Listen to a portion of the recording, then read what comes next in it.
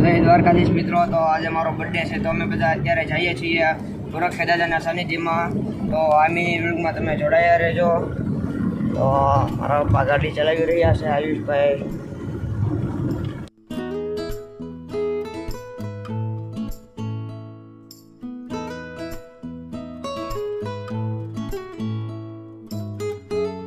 તો મિત્રો પહોંચી ગયા છે અમે ગોરખે દાદાના સાનિધ્યમાં.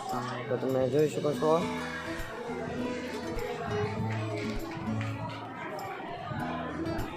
અહીંયા ઉપર ફુવારા પણ મૂકેલા છે, જેમાંથી થોડી થોડીક વારે પાણી વરસી રહે છે. તો અહીંયા મારો આખું ફેમિલી ઊભું છે મારી વાટે.